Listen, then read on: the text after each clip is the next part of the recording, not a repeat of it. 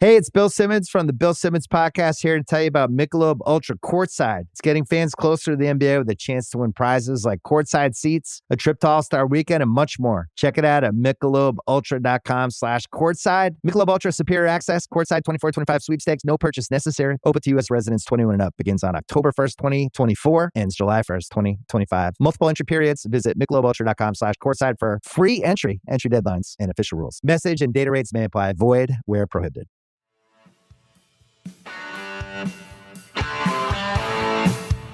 You're listening to Achtung, Millwall, broadcasting from the beautiful South Birmingham. Accept no substitute. Hello, good evening and welcome, dear listeners. Welcome to a cool den evening for this visit of Sheffield United in the Championship. A game notable really for the only story in town here in South Birmingham. That is, of course, the final game of Neil Harris's tenure as Millwall manager, this second time around. The announcement coming just yesterday, dramatically so, with an announcement from Richard Corley on of the South London Press, and then confirmed very shortly after with the official site. Neil's published a letter on there saying he's announced that this is his final game as Millwall manager. He's going to take the club to Middlesbrough on Saturday, but certainly the finale for him here at the Den. He says this is not an easy decision. As everyone knows, the club is more than a job. For me, it's my club and always will be. Being here will always feel like home as a player, as a captain and as a manager. We are a family and it's been my life for so many years. But I always said when I returned that I would leave when the time felt right, and that time is now. Coming back last season with all the highs that came with it, the fight against relegation of course, will never be rivalled. It was one of the highlights of my career. We fought together as a team, as fans and as a united football club. I've highlighted those words because they seem rather poignant and pointed. It goes on, we have some special characters in this team. They are dedicated and hungry to do well. With the right encouragement and support, I'm sure they can achieve great things. I'd like to thank all the staff of the club for their loyalty and support, and especially the owner, James Berylson, for welcoming me back. He's been superb to work with, and I will always be grateful for the great friendship we shared. We have the most passionate fans in the country, and your support has meant the world to me. We're often misunderstood, but the uniqueness of Millwall is always what makes us so special. I wish all my friends at Millwall Football Club the very best for the rest of the season. I will see you soon. Chopper. I've got to tell you, listeners, this is a sparse den tonight for this visit of table-topping Sheffield United, or second place Sheffield United. There's an applause down there for Neil Harris. He's just come out of the dugout. Sad sight around the stadium, I'm going to be honest. Loads and loads of blue plastic seats. It's hardly an emotional finale, I suppose, but the applause maybe tells its own story from those that have come down here tonight, perhaps the hardcore. This is going to go out on Sky TV tonight. Maybe that's affected the attendance. Getting here has been a mare. I've come over from the east side, and traffic has been an absolute mare. I don't know what it's like from the south side, listeners. Not an easy place to get to the Den at the moment, and perhaps not much to entice you down here in the wake of Saturday's disappointing loss at home to Coventry City. But there we are. The two teams are out and lined up. Millwall will be kicking us off. Your lines tonight, Lucas Jensen in goal, Danny Mack, Jeff at Tanganga, Murray Wallace and Joe Bryan across the back line. Jules Saville, Casper Denor in the defensive two. Saville captaining his side tonight. In front of them, Aziz Esse comes back, Watmore. And up front tonight, Mihailo Ivanovic. Who picked the side, asked Tony Monday. I think probably we will leave that one hanging in the air there, Tone. So it's going to be the Lions that kick us off. Casper Denor to also any moment now. And away we go. Huge outpouring of comment and emotion online at Neil's decision. I don't propose to add to that tonight, listeners. I've done two fairly extensive shows in short order. Voicemails, a lot of reaction from people, a lot of sadness around the place, and maybe that's the vibe that you're going to pick up tonight. But it is a half-empty Den here, which is sad to see as well. Early ball falls from Esse towards Ivanovic. He picks it up on the left side. He steps into touch. That's going to be a throw-in for Sheffield United. Big thank you to everyone who's contributed, by the way. As I say, a lot of emotion in all directions, really. The nub of the problem, and I've done interviews with journalists trying to answer the question as to why Neil Harris leaves with us sitting in 9th position in the Championship on the back of a decent unbeaten run not so long ago, until Saturday at least. And there's a nice 1-2 to Vessay and Aziz.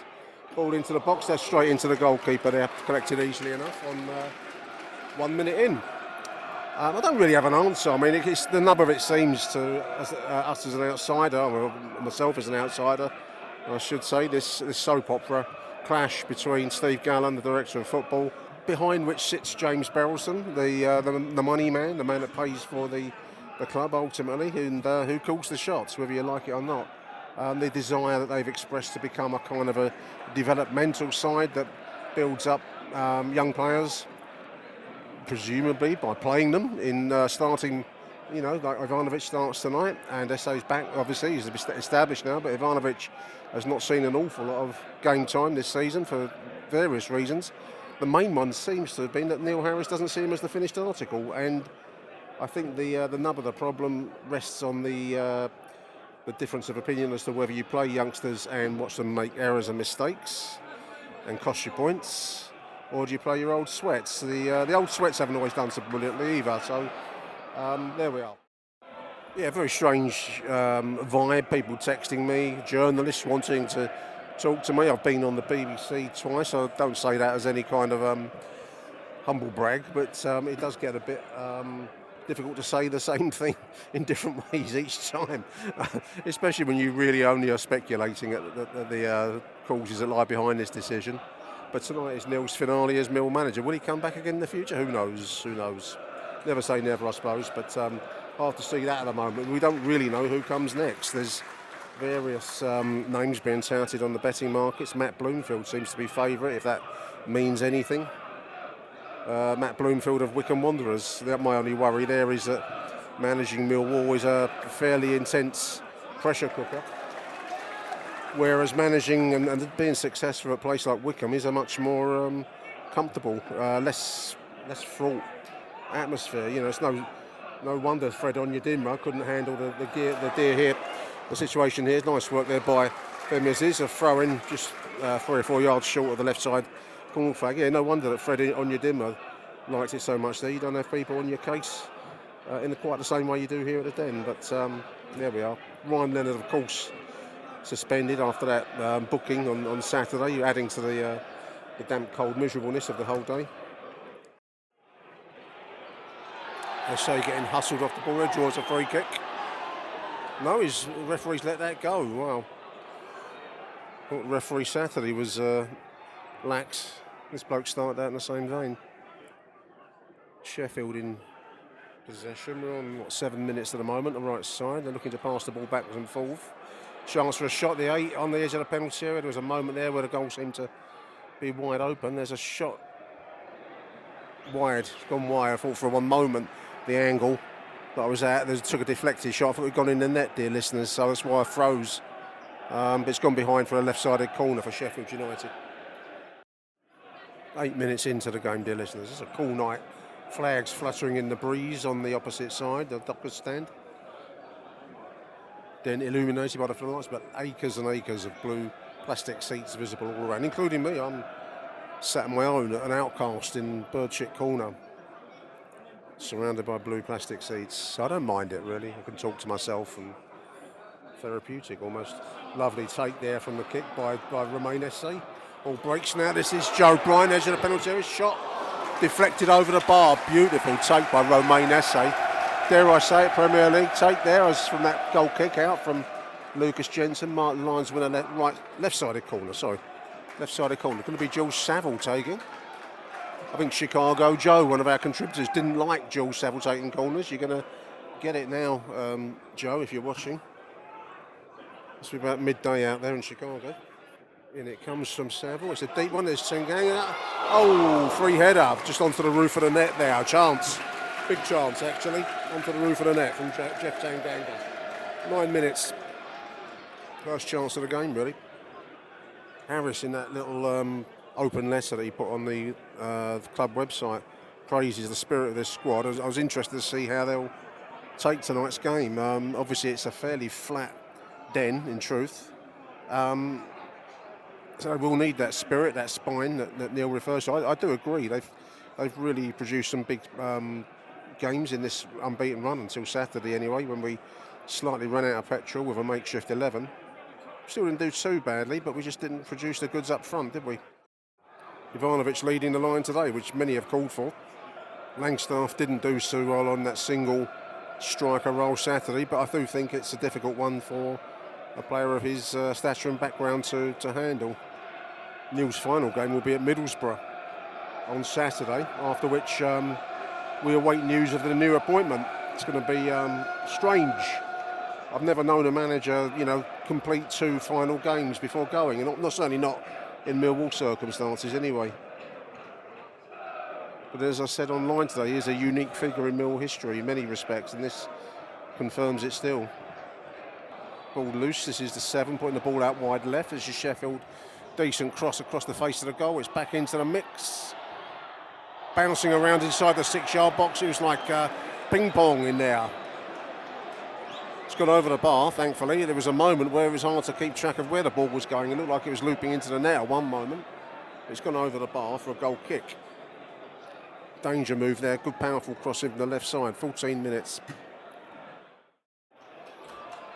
Loose past midfield, this is Joe Bryan. His referee's getting in the way there somewhat, caught out by the, remember this word, the sentence, the pace of Joe Bryan. Write that one down and frame it, listeners. There was a moment there where I could say the pace of Joe Bryan, nearly caught the referee out. 19 minutes.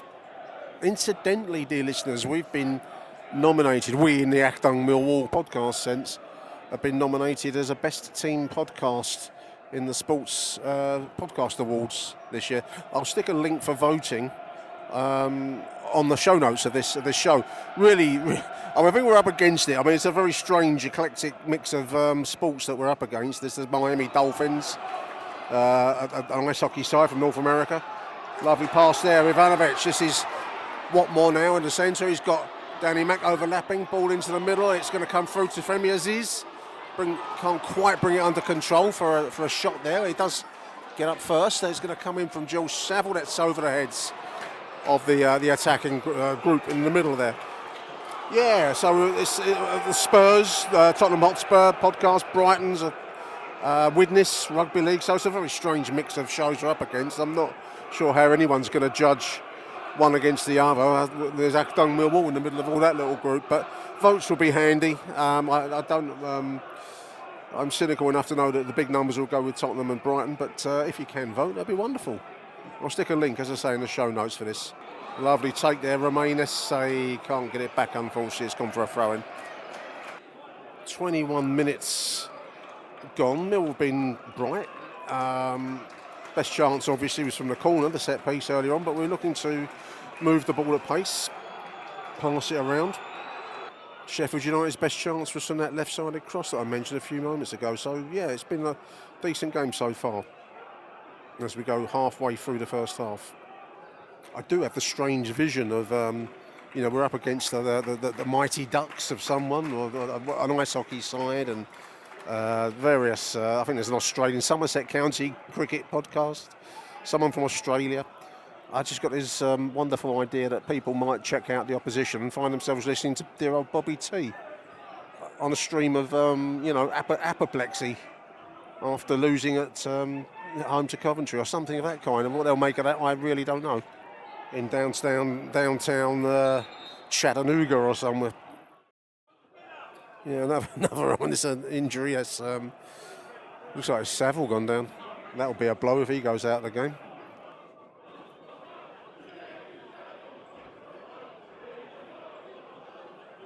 And Saville's up. Coincidentally, just as the Jimmy Savile song's being sung. That's how the universe works, dear listeners.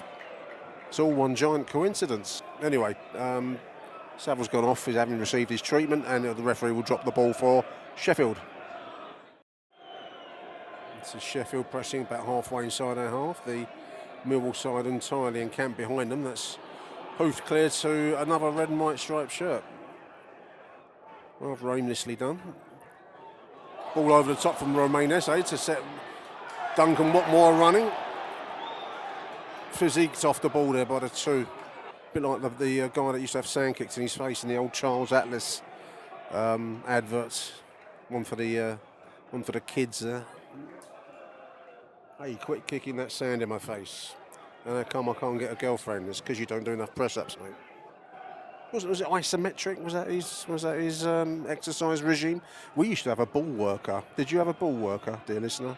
I'm talking to all you older listeners now, ball workers. I don't think they make them anymore.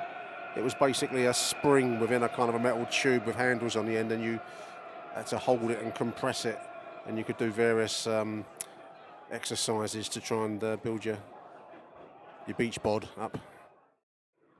The home game in the FA Cup has been made into the most unattractively timed fixture in God's great plan of the universe. A Monday night 7:30 kickoff rather than Saturday 3 o'clock in the afternoon show. I know that's what they do to the FA Cup now, but bloody hell, that's going to be a tough gig. This is Sheffield breaking on the right side. Lucas collects the cross in from the right side. So early January, Millwall, Dagenham and Redbridge, third round of the FA Cup. No glamour tie there, and they stick on a Monday night. I might watch it on the telly, listeners. I might watch it on the telly. I bet you do as well. Nice 1-2, Murray Wallace. The final ball just cut out as he was trying to feed Duncan Watmore on a run down the left side there. Nice little triangle pattern there. Lovely control there by Joe Bryan. Tanganga does well to pick up on the left side of the penalty area. Ball in the... Oh, he's hit the post from a tight angle. Big moment. Lovely control by Joe Bryan. That must have been pushed onto the post.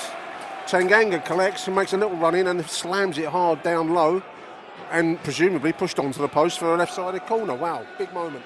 Big chance. 30 minutes gone, dear listeners. 32 going towards 33 minutes. Lions have had two decent chances really, with the header from the corner and then that one from Tanganga again slammed into the post from a very tight angle. Big shout out to the Jersey boys who stickered my spot up here in Birdshit Corner. I saw both chaps outside. Took me a moment to realise who you were, chaps. I really apologise for not recognising you. My mind was on getting into the stadium, but shout out to the Jersey boys, the Millwall Supporters Club Jersey.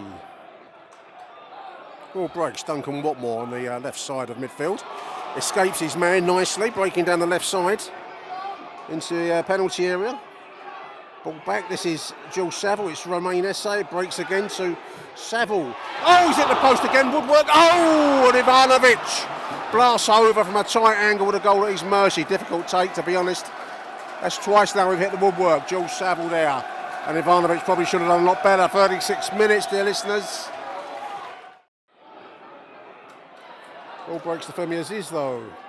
Lovely little back heel. Femi Aziz from close range. Goalkeeper blast low. Goalkeeper equal to it. Beautiful back heel pass. Romain Esse, listeners. Beautiful. Object of beauty. The Tate Gallery would be proud of that one. All the way back to the high-vis goalkeeper. Oh, long ball forwards, falls to the 8. Chance in front of goal, 1-0 Sheffield United. Just a route one ball forwards. The 8 in space on the right side. Simple little cross into the box. Finished at home from close range. Really unlucky on Millwall there. That's 1-0 to Sheffield. All the attacking football, the moments, they're going to put the ball in the net. That's tough on Millwall, listeners. I mean, it's been a pretty decent half, in my opinion. Possibly playing the kind of open football that we started the season with.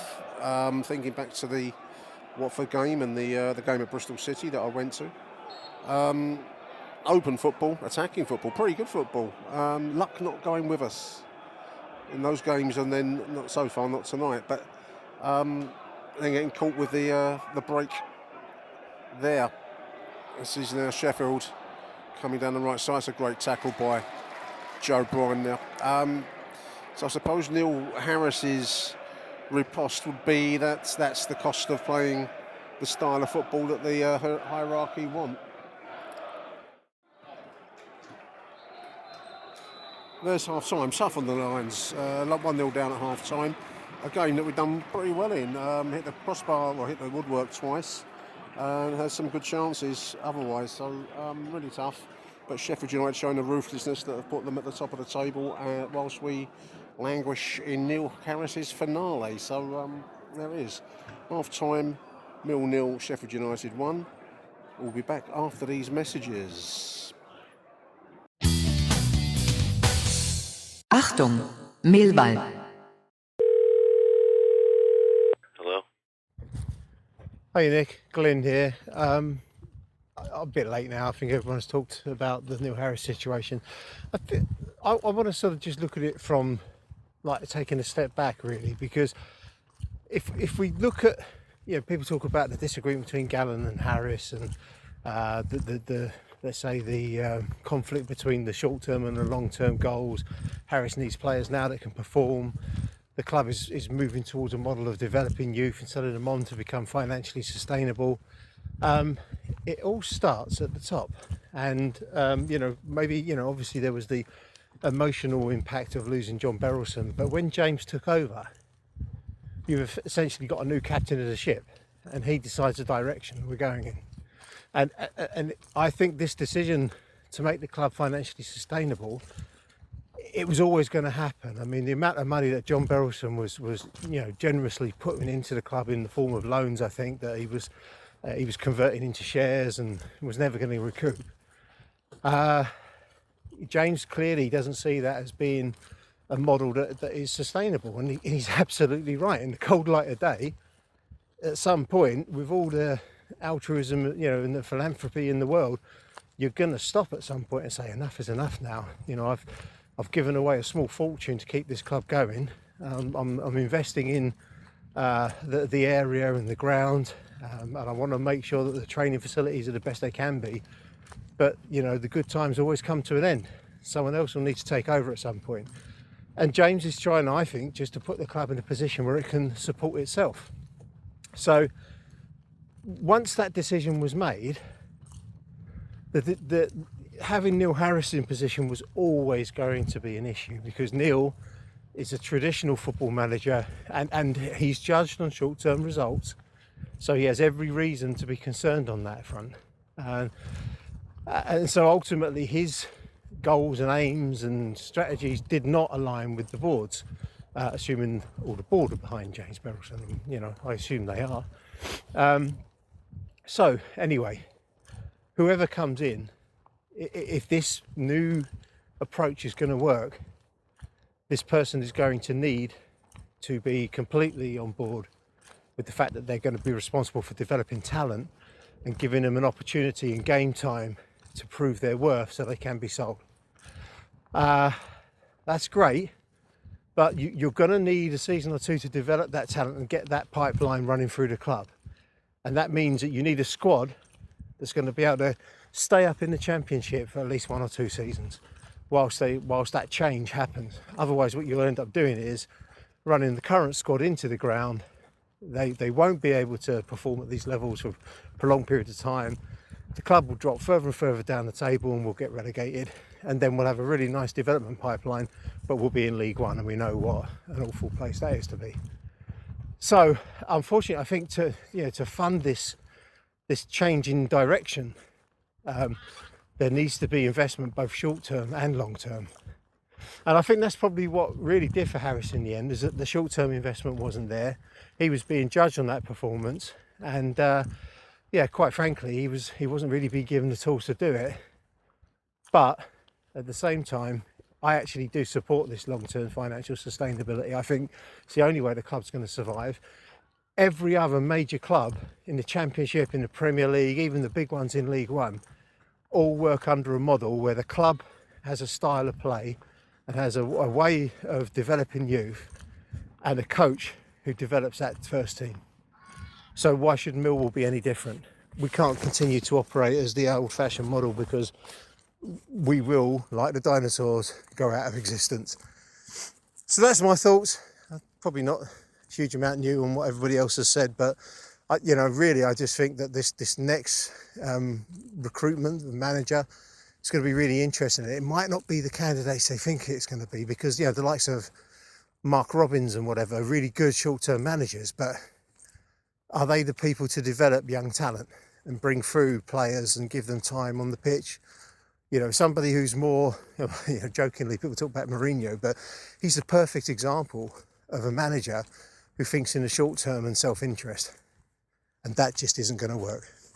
Anyway, onwards and upwards. Let's hopefully we'll beat Sheffield United tonight and give Neil Harris a proper home send-off that he deserves. Come on, your lines.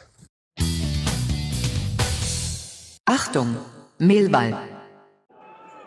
Both teams out for the second half, dear listeners. Sheffield will be kicking us off, attacking their fans in the away end. Millwall, of course, attacking the Coldblow Lane end in the second half, as per the teachings of the Venerable Bede. And I failed you by not mentioning him so far, haven't I? He wrote it in the Anglo-Saxon Chronicle. Away we go.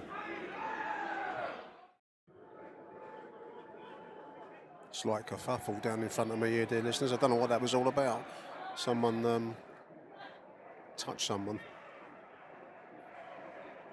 Missed no action though. That was actually quite exciting. It was on the brink of kicking off, but not quite kicking off. The disputing parties have separated now, listeners. In comes the corner, left side, deep, deep, deep, headed clear. Referee can't wait to blow his little whistle. Until 50 minutes. Macaulay Langstaff and George Honeyman warming up down below us in block one. It's aimlessly punted forward by Danny Mack with a dreary start to the second half, dear listeners. Lions still 1 goal behind. Nothing much to report. And we are on 57 minutes. Big shout out to Lawrence Binney, who compared this to being at a wedding where the groom has jilted the bride at the altar. I thought it fancied more like waking up during the tributes of your own funeral, then realising you actually are dead, you know. This is Casper Denoise, finds Romain Esse, ball into the middle! Put over the bar by Ivanovic. Difficult chance again. Nice opportunity. Ball in from the left side. Ivanovic lurking on the edge of the 6-yard box, had to catch it first time, put it over the bar. This is Sheffield now, breaking forwards. Edge of the middle penalty area, left side, the 14. Chance to get a shot away. This is blasted wide on the right side. Joe Bryan actually closing down the 7 really nicely there. For all the criticism of his crossing, including mine, that was a nice bit of defensive work there. Langstaff coming in. Aziz is going to come out. We're going to go 2-man up front. I thought he's played well in the first half. Not seen much of him in the second half, Femi. But he's coming in. Macaulay Langstaff comes in. I'm going to guess that's an Ivanovic then. Langstaff front 2, I guess. I've got to tell you, apart from that break forwards for Sheffield United in the first half, from which they scored, they've really not done much at all going forwards. This is Romain Esse on the left side. He's put it through, trying to find Casper Denoise. That's going to go for a goal kick. No, they've not looked brilliant, put it that way. For a table-topping side, some of their passing has been very wayward. They've probably done enough, they would see, to certainly nudge in front of us tonight. We were unlucky in the first half, though, so, you know, if only there was a bad luck table rather than an actual points-based total, we might have half a chance. 66, going towards the halfway point of the second half. Not been much to report in this second half. I thought we played quite decently well in the first, but maybe now we'll be looking for a final hurrah for Neil at the Den. Ball down the left channel. This is the 14. Ball into the middle, hoofed away by Tanganga there, scuffed away. That got through to a red shirt. That was an open goal. Good work, Tanganga there. Lively ball forward. This is Ivanovic. It's gone all the way back to the goalkeeper. Unfortunately, here's the nub of it. I mean, Ivanovic has not done huge amounts. His chances he's had, he's not taken. That said, on the other side, he is a young player and he's learning at a very high level, because Sheffield United are, I don't know if they're going to go back top with this result tonight, but decent side, experienced side, managed by a decent manager. And it's a learning curve for Ivanovic. So, you know, he's doing his learning on the job. So he's not been effective. That's been the problem tonight. So, despite our bad luck in the first half, therein lies the possibly the nub of the dispute that's going to lead to the exit of Neil Harris, which is now just 13, 14 minutes away from the Den. That's the price of being a developmental club. That's the cost. It's going to be Watmore coming out, Imaku coming in. Looks like there's Denor coming out as well. Who's going to come in? Wintle.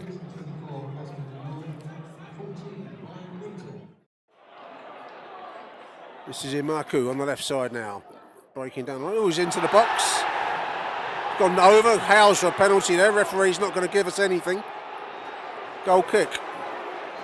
I'd have to see that again. He's making a run at pace into the box and went over.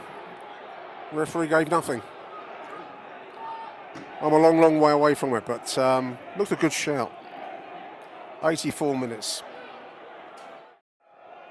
I think it was Aussie Dave who made the point on one of our voicemail shows that we've barely scored any more than one goal for I don't know how long, since the Battle of Trafalgar or something like that, I think Dave mentioned.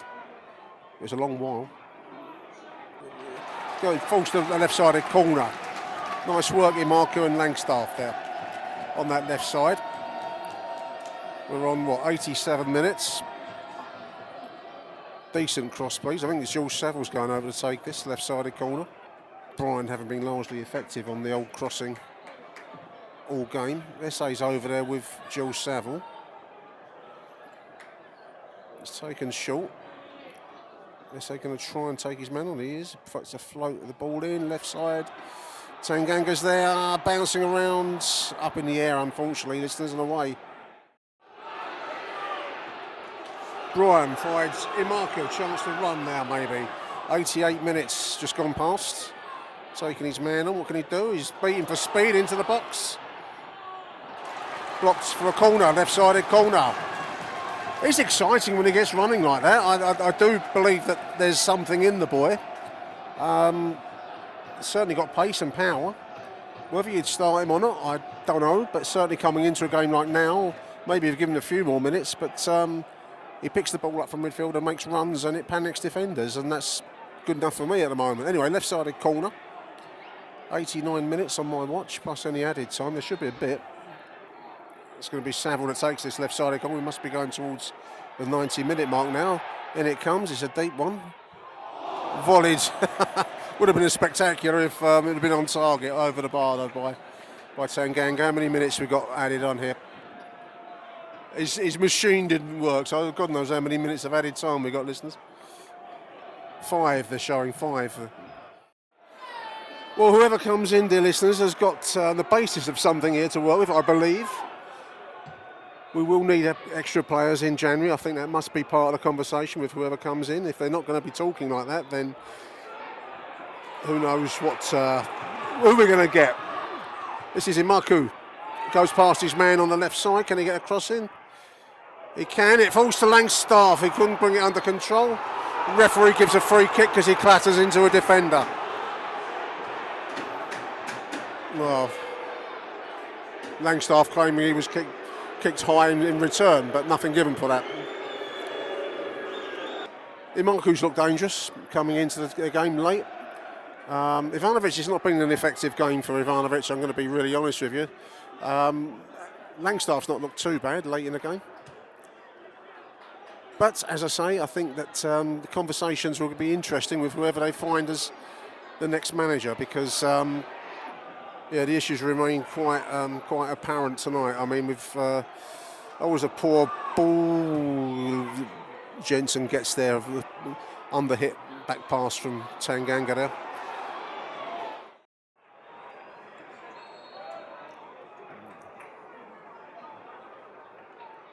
In it comes, it's bouncing around. Header on target, taken by the goalkeeper. There it is. Millwall 0, Sheffield United 1. That's the end of Neil Harris's tenure at the Den as Millwall manager. A very flat outcome in the event. Decent first half, less so second half. Like I said earlier on, whoever takes over from Harris, huge amount of issues to be dealt with, and there's a few handshakes down there for Neil Harris. and some applause around me for him. Rightly so. Huge figure in the club's history. There it is.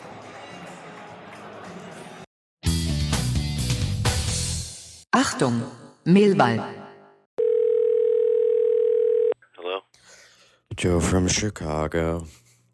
You know, if you told me 1-0 and we had some chances against Sheffield United but lost without anything, ahead of time, I probably would be okay with it. Because I'd assume, they've got some good strikers. It's probably going to be Murray Wallace who gives up a goal. Like, this is just, maybe a different level for him at this point of his career. No, it has to be Joe Bryan defending like a child. In every sport where there's a ball going over your head, the rule is don't spin around. Go over one shoulder, go over the other shoulder. No, Joe Bryan, who's been playing pro soccer for a dozen years, doesn't know how to do it, and that's the one goal. Yeah, Tanganga's got to hit the target on that free header in the 10th minute, sure, but gosh, it's so annoying just when it's seemingly always Joe Bryan in these nail-biter games that makes the mistake. If we had gotten a point on 0-0 for Neil's last game, that would have been such a perfect Millwall performance, just all things considered. Gritty performance. Saville was great. Yeah. I hate Joe Bryan. I really do. He's such a disgrace to the name Joe. Anyways, hope you're well. I'm terrified about Saturday against Boro. It'll be nice to have Ryan Leonard back, though. Though it won't matter because now we're going to get the Bradshaw start since Ivanovic was not good. And Langstaff, what is he doing? He's in his own head. He needs to get a goal and an easy one because he's just struggling right now. Yeah. I hate 1-0 losses. Thanks. Nick, Aussie Dave, after the Sheffield United game. I want to talk about two things, the match and then Bomber. Regarding the match, 1, we deserved a draw. 2, we seem to have a better attacking structure without Honeyman. 3, and my big point, and probably a lot of other supporters, Bryan concedes more goals than he creates. I can recall at least 5 goals this season he was directly responsible for. And seeing as we only ever lose games by 1 goal, that's a lot of lost points. Point 4, Imaku. Must be giving 3 or 4 games starting from the beginning, not 20 minutes cameo or starts from the beginning, plays poorly and is dropped immediately. 5, Murray Wallace was surprising okay at centre-back. And 6, and finally, for the match, Tanganga. We should get a lot of dosh for him. And you get the feeling he was playing for Harris. Good on him. On to Bomber. I'm sure we were all sad and slightly surprised he's quit so quickly. And his point about having poor quality options, particularly in the forward line, seems to be a bit more obvious now he's left. And finally, I suppose it's not all good news that we like about Bomber. The one point is that hopefully the new manager won't persist with Watmore or Honeyman and won't ignore Igmaku. So at the end of the day, love Bomber, legend. Would have been nice if he stayed to the end of the season. Come on, you Lions. The views from Block 4, Nick, where do we start? Well, look, Ivanovic is not ready yet, I'm afraid. And, Langstaff did more in the short time he was on. And I think Imaku needs to start. I know many see him as an impact player, but let's make that impact from the off. Jaffet, man of the match by a mile. Let's hope he stays in January. And respect to Muzzer. Life in the old dog yet. Well done, geezer. Decent performance against those parachute payment parasites.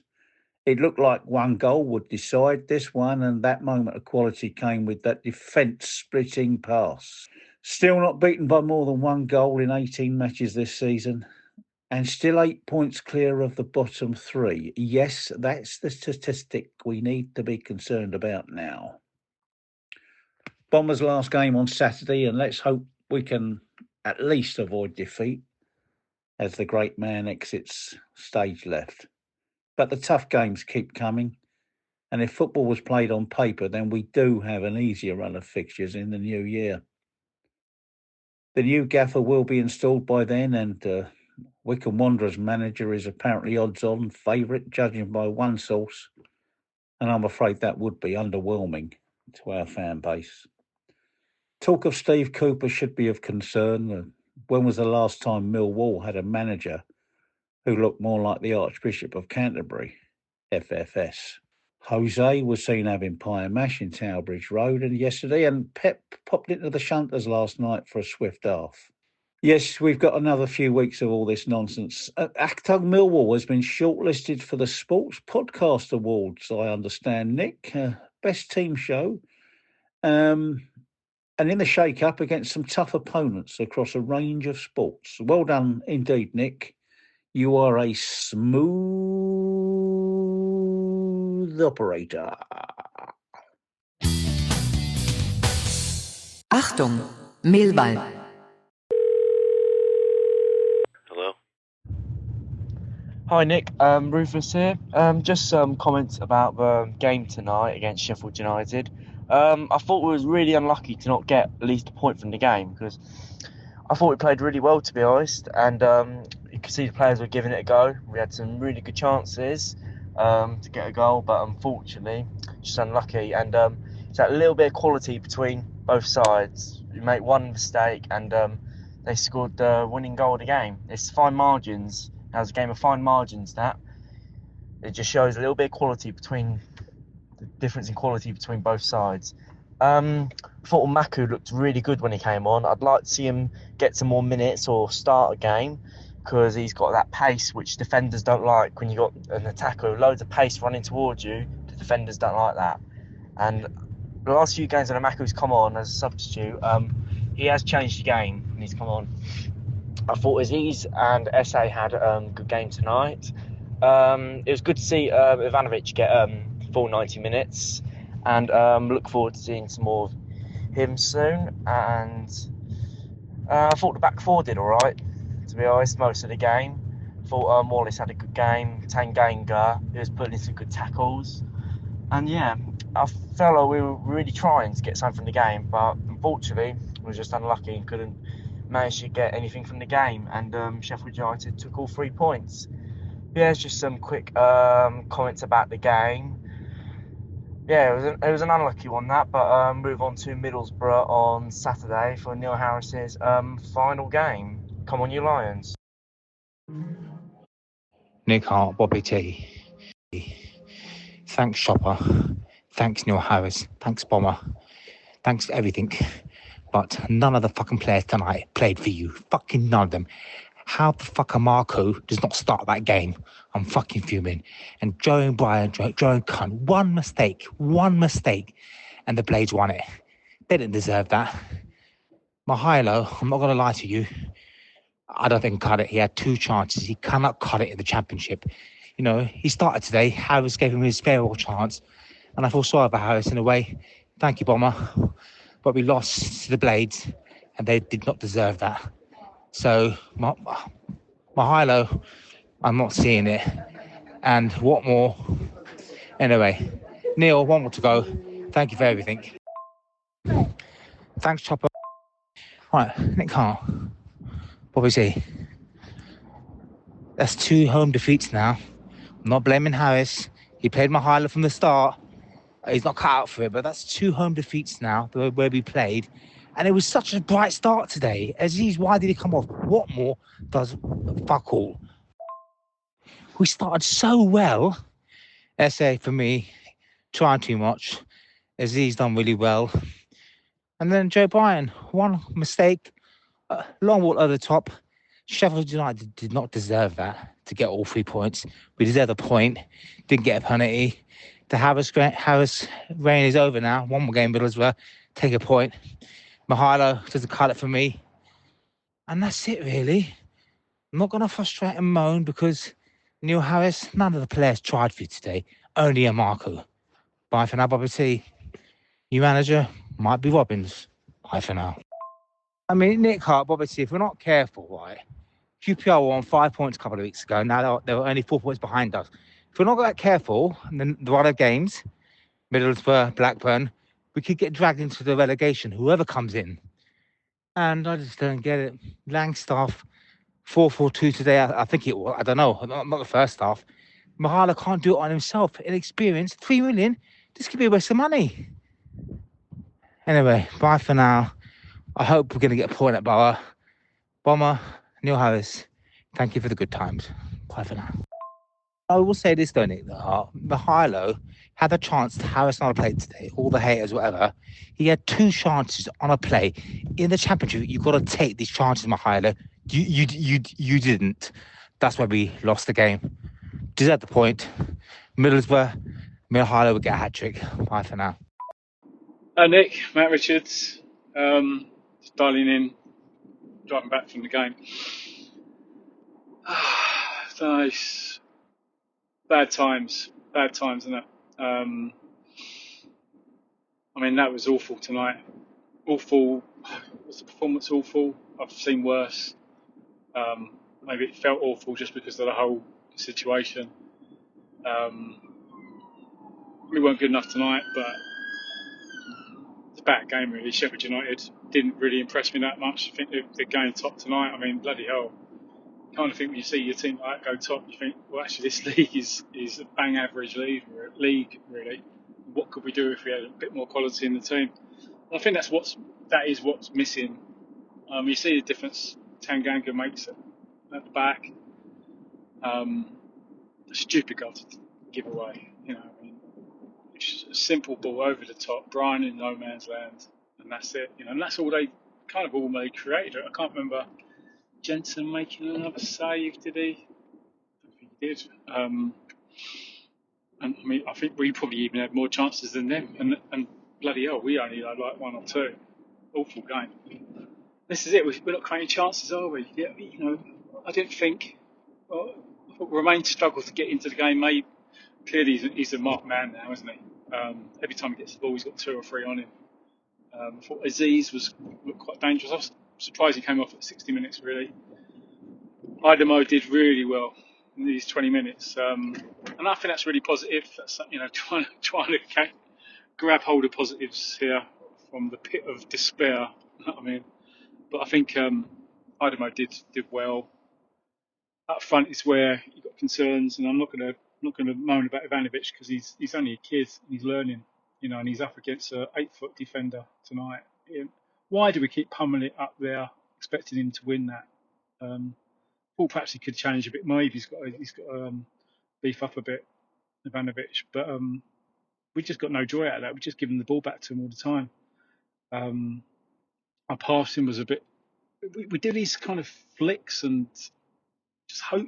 It's almost like we hope that things are going to work. He's like punts forward, flicks here, flicks there. There's very little control. I'd say it's only like Casper who's actually got a bit of control on the ball, and that's we're missing a bit of quality really. So up front, Ivanovic kind of struggled. Langstaff, when he came on as a sub, did okay. So I think Idemo is the only kind of bright spark out of all of that. It's depressing times, isn't it? Really, I think we just need to,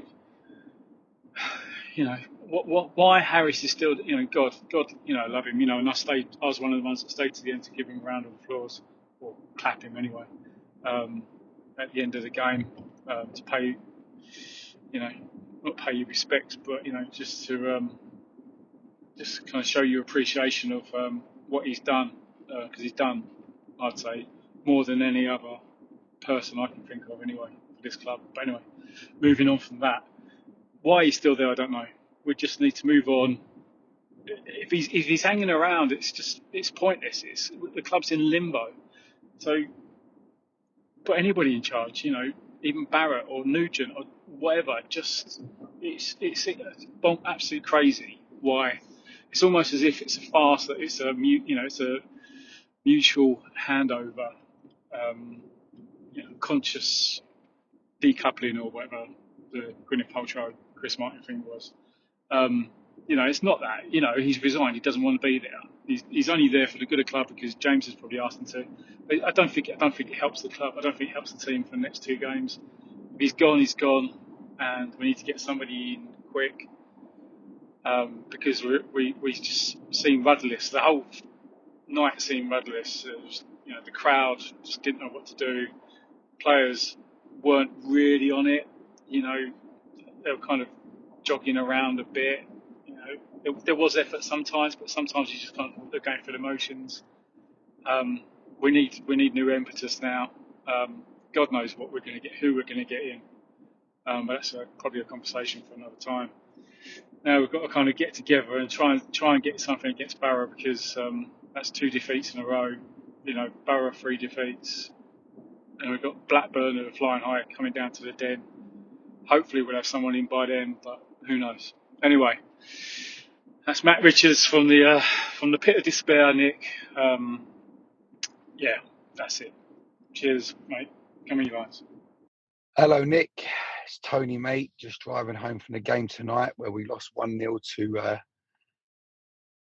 top of the league leaders, Sheffield United.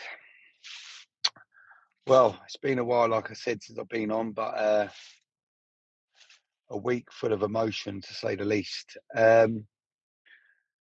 Let's start with the game tonight. I felt like we started the game really well. I think we had the upper hand in the first half. I think, hit the post twice with Taganga and obviously Saville's shot. And we could have quite easily gone into the game 1-0 up, really, in the first half. But Millwall being Millwall, we go into the first half 1-0 down from, probably the only thing Joe Bryan done wrong in the first half anyway. He gets a lot of stick, the boy, but I felt like he did have a good game overall tonight. But again, he is liable for mistakes at the back, which that showed tonight as well. I felt like the turnout tonight was absolutely shocking from Millwall. I mean, I know it's a midweek game. I know it's been a bit of a rocky last 2 or 3 weeks, but I feel like Harris deserved more than that tonight. I felt like, regardless of what's going on upstairs and himself on the touchline, I felt like the fans should have turned out with bigger numbers tonight. Again, Millwall felt dead. It just felt flat. It's just, there's a good team out there. There's a good squad of players that we've got at the moment, and we've, barring the last 2 games, we're still on a very good run, but something just don't feel right over there at the moment. And I'm worried that, the board's next decision now, whoever they bring in, it's going to be a big one because I don't know. I've had a few different feelings this weekend. What I think and what I don't think, and what's happened and what has happened. But we all know the backroom staff's changed this season, and there's been a lot of changes upstairs. I felt like we were getting it right on the pitch. Bit of a shaky start to the season. But then, the last 12 games, we seem to have turned the corner. Things are looking bright. After the Sunderland game, getting the draw, and that little dip then with Pompey, then obviously Oxford. But I don't know, I just feel like with Joe Edwards, coming in last year, can't see anyone else coming in and doing anything different than what he done. Trying to play a system of game, football that don't suit our players and don't suit our fans.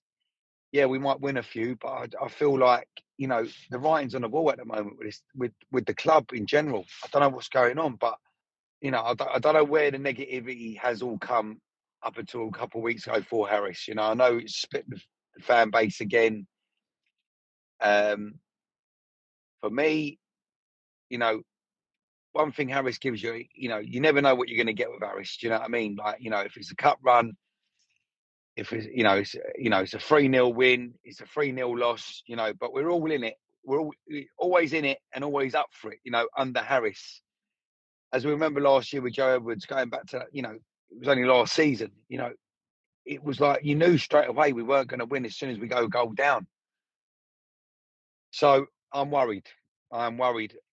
Big time. I feel like whatever happens now, whoever comes in, You know, anyone that looks at his track record and thinks, all right, one unbeaten in 10 games or now two unbeaten in 11 games, the fans are on his back. There's a problem with the board. Anyone decent is going to think there's something not right in that club at the moment. The fans are not, we ain't for the football we were playing up until a few weeks ago, we should have been getting full houses. You know, you look at teams in and around us in the same division, they're packed out every fucking week. You know, they're taking a good crowd away from home. You know, we don't seem to be getting the numbers in the Den. We don't seem to be getting, we don't seem to be enjoying it when we're doing well. And it seems like, to me at the moment, maybe I'm wrong for saying this, seems like our own fans want us to go down. It seems like a lot of our fan base is only going to be happy when we go down. And then they can go, oh, we were shit anyway. We were punching and da-da-da-da. When only fucking 3 weeks ago, we were talking about, pushing for the playoffs. So I'm just flabbergasted with it all at the moment. I just, it's been a mixture, I was really looking forward to this season. I missed the first couple of games due to being away on holiday. I was watching them abroad, and the Watford game, and but it was goals. It was exciting, on the edge of the seat. I thought, this is what we want. And yeah, we all said when this team clicks, we're going to go on a bit of a run. But what's ever happened in the last few weeks, I don't know. I don't think anyone knows. And if they do know, it will come out sooner rather than later. Probably when he leaves, it will come out. And it might be something stupid. But I am worried about James Berylston at the moment. I am worried because, fair play to Harris tonight. He went to the 4-4-2. That's what the fans wanted. I'm not saying, it didn't work for us, but, we didn't lose when he was playing, we didn't lose when he was playing the one up top. Do you know what I mean? We didn't lose. So regardless what us fans want and think we know what's best for this team, I don't know. I don't think we do know what's best for this team. And, Harris going again is a hard pill to swallow. And, we're all going to have to swallow it now. But, us fans of an older age that kind of, we have seen worse days at Millwall. I think we know what's coming. And I hope I'm bloody wrong. I truly hope I'm wrong. But I'll leave this on the last note. The only thing that I see in that team that's holding us together is that Tanganga at the back. He's the only one that is holding that team together. If he goes, or we decide to sell him, which, it could happen because, Fleming's gone out the door. Palace are sniffing around. If we start to dip and we start to look like we're going down, someone's going to come in for Tanganga, and he's gone. He's gone. And I'm afraid to say, as much as I feel like we've got a good team, the only one in that team that's holding it all together is him. So I'm worried. And, I know I've dragged it on a little bit, but I am worried. But hey-ho, roll on Borough on Saturday. If I don't speak to anyone on this until the end of the year, happy Christmas, happy New Year. Come on, you Lions. Afternoon, Nick. Long time. I keep forgetting to send you a voice note, and then your podcast come out. I'm probably too late this time as well. Day after the Sheffield United game. And then what a week, eh? All the drama. I don't think Sheffield United were that good last night. They definitely didn't look very special. And if you was a neutral, you wouldn't tell who was top and who was mid-table. But one moment of quality, 60-yard diagonal ball from their defender, and then the touch from Hamer, and he's crossed it through. That just seemed to be the difference. I think Brian could have done better. A little bit of a hesitation, and he was a few steps behind. But all in all, it wasn't that bad of a performance. I think we done all right. We held our own. Definitely 100% Marco should have had a penalty right in front of me down in the CBL, and that started a little bit of a conversation. I can't remember the last time we had a penalty at home. Someone was saying it was Jed Wallace against Coventry about 4 years ago. I thought it was further back. I was thinking Lee Gregory against Peterborough. We won 3-0 a long time ago. I can't remember. Maybe someone could dig that out. Just wanted to I missed the Neil Harris podcast. Just wanted to gutted to hear about that. But I think it's further up. Us Millwall military vets actually had a training session down Cameron Road with Harris and Adam Barrett about 2.5 weeks ago. We was asking questions about SA, and I asked Harris if he was going to renew his contract, and he said no. But he didn't say anything about leaving. He did say that he wasn't going to renew, and he made a promise to Berylson that he'd come back and help us if we ever needed, and he's done that. But I definitely think that's come from above, Gallen and the recruitment team. A lot of others have already said it. I think there's a bee in his bonnet about him being head coach and not manager, which is up to him. Like, if he wants to be a manager of a football club and be in charge, then he's earned the right to do that, I believe. I didn't walk out the den last night too upset, actually. It was a bit more frustration. Our £3 million serve ain't worth £3. We're talking about shortage of quality and all that. I think Sav's hit the post and it fell to him, and he had an open goal and he skied it. I know he's young, but I don't think he's worth £3, let alone £3 million. Roll on, Borough. And they went up there. Harris's last game. Give him a good send off. I think they need to get it right. I know you've had the Neil Harris Conversation podcast, but I do think the club need to get this right, because we could quite easily turn into Birmingham City here. Everyone keeps saying, we're only 6 points out of the playoffs. Yeah, but I think we're only 8 points out of relegation. And we all know what can happen when you get it wrong in this division. So let's hope it's not another Edwards appointment and they try and change everything. Some of the names that have been mentioned I'm quite happy with. Wouldn't mind Mike Robbins down there. Steve Cooper would be a great appointment, but I don't think he'd drop. We just have to have some faith in the powers that be, that they get it right, because they have, I don't know, in my eyes they've pushed Harris out. They've lost a very good manager there. I know we get frustrated with the football sometimes, and we all have our own right and opinion to have a rant,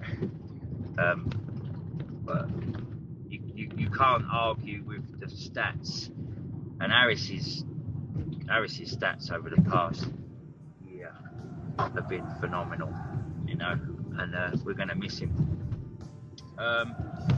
Another shout out quick for all any vets around, any vets listening to the podcast, get yourself down to the Lions Centre on a Thursday, 6 p.m, bit of football, a bit of coffee. Royal British Legion will be there.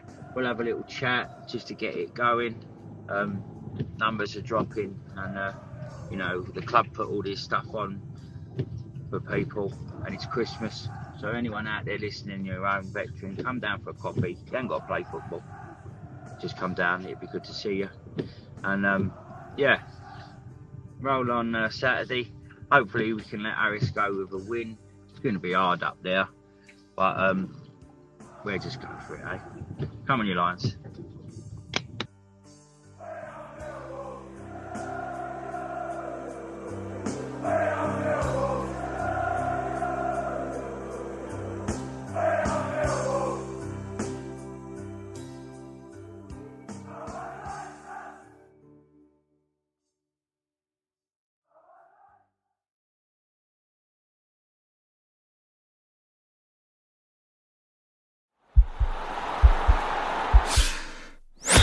This podcast is part of the Sports Social Podcast Network.